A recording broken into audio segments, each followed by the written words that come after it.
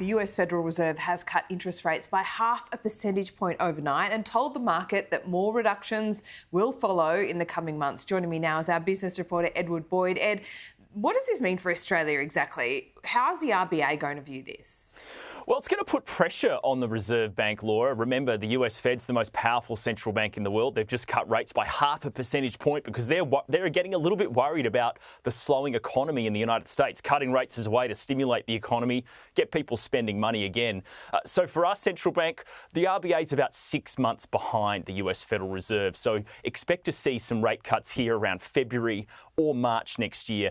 The other implications from the rate cut overnight is the potential for the Aussie dollar to start rising a little bit. It could gain a bit of value over the next few months. So in time for the election, I know a lot of Sky News people are going over there. You'll get a lot more bang for your buck, hopefully, in the next couple of weeks. But look, the US Federal Reserve Chairman Jerome Powell, he's obviously been really focused on bringing inflation down. At one point, it was just over 9% in America. It's now just over 2% due to all of those interest rate rises. Now he's started cutting rates, and it was by 0.5 percentage point. Here's Jerome Powell speaking a few hours ago. Today, the Federal Open Market Committee decided to reduce the degree of policy restraint by lowering our policy interest rate by 0.5 percentage point. This decision reflects our growing confidence that with an appropriate recalibration of our policy stance, strength in the labor market can be maintained in a context of moderate growth and inflation moving sustainably down to 2%. It's not just the Fed, Laura. We've seen lots of other central banks now starting to cut rates. The Bank of England, the Bank of Canada, Reserve Bank of New Zealand. All these other central banks are starting to cut rates, but us here in Australia, we're still keeping them on hold. And obviously, it's a question that is getting thrown at the Treasurer, and it happened this morning. Take a listen.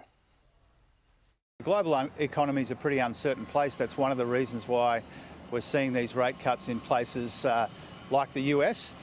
When it comes to the Australian situation, we've got inflation coming off pretty substantially. The Reserve Bank will weigh that up. So this is a very significant move from the Federal Reserve. It's their first rate cut since March 2020, and it's a 50 basis point cut. And they're going to keep cutting, Laura, over the next coming months and into next year as well. So we're going to see rates continually falling in America for quite a bit of time now. Yeah, OK, so that has a fair bit of influence on the RBA, of course, but so do the August unemployment numbers. They'll be released this morning. About 26,000 jobs are expected to be created during the month.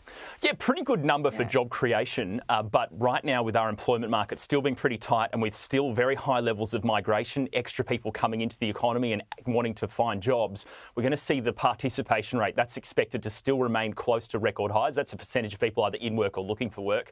So the unemployment rate is expected to remain steady at 4.2%, which is still a very historically low level, expected to slowly rise towards the end of the year. I think the Reserve Bank thinks the unemployment rate will reach 4.3% by the end of this year. So it's not going to move too much over the coming months. Ed, thanks so much. We'll check in soon.